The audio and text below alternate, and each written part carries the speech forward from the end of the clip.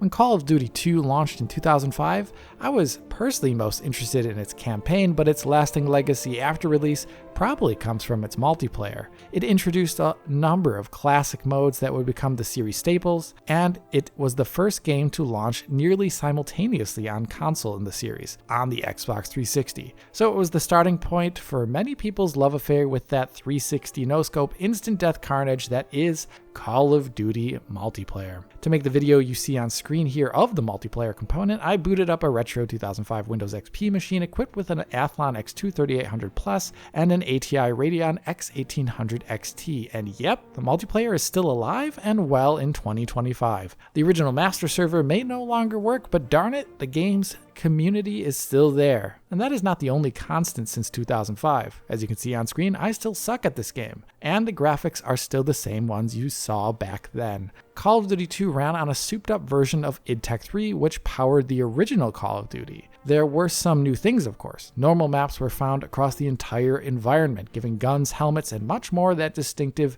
mid-2000s metallic sheen. You also had more complete shadowing. That wasn't anything dramatic, but characters did cast perspective correct shadows in the direction of the baked lighting. That was fine looking for the day, but it's definitely of that era technology. So here is where RTX Remix comes in, and the developer Tadpole3159 has specifically looked to remaster the game on a realistic scope. The single player is far too diverse and huge to do by themselves, so they limited it to the multiplayer, and only one level of that multiplayer for now, Carrington. Side by side with the original running on that 2005 PC I mentioned, the differences are night and day. Not just because the RTX Remix version allows you to change the time of day to any you please, but also because nearly every single asset, texture, piece of geometry on this map has been remade and upraised to an incredible level of detail.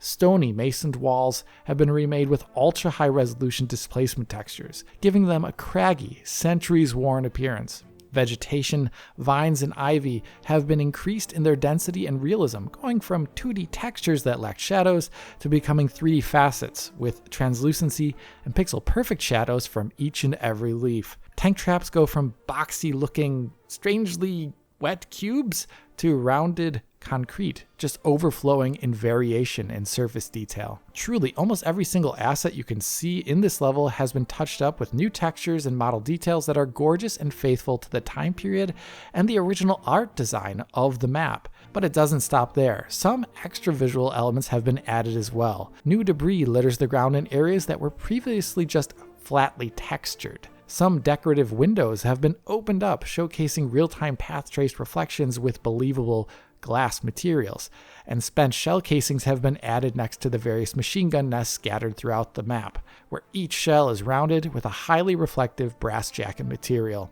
The first time I saw these, I was just in love with how realistic they looked and just how much more they add to this level's war-torn appearance. Being RTX Remix though, the lighting is the whole thing driving these new materials and models to look as good as they do. Woods now have subtle variations in their textures, giving polished and stained woods that slight sheen you can see from the path-chased reflections of the sky. Yeah, that's something you see often in real life, but games don't capture it really well too often. When you're indoors, you can often see the skylight bouncing off the wooden floor near doorway entrances, which gives off spectacular bluish highlights. The same applies to sunlight in a more obvious fashion even. Sunlight spilling indoors reflects around the interiors, catching highlights on anything more specular like wood or paint, and then diffusely bouncing around the duller walls that have been covered in complex patterns of wallpaper.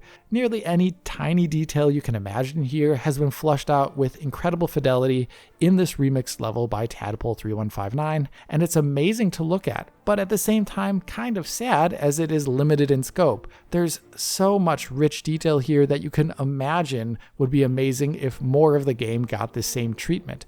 At the moment, only one gun has been fully remastered, the Lee Enfield you're seeing on screen at the bottom here, which has been modeled and scanned in with the help of a real weapon from a museum. It looks incredible, but the other weaponry at the moment that you can equip is more plainly textured with just passing materials. like the M1 Guaranteer. Of course, these are understandable limits given how this is a largely one-person project. All in all, the Carrington remake for RTX Remix is gorgeous, faithful, and right up there with some of the best graphical presentations you can load up on a modern PC. And that's really impressive given how it is a one-person show, essentially running on id Tech 3 under the hood.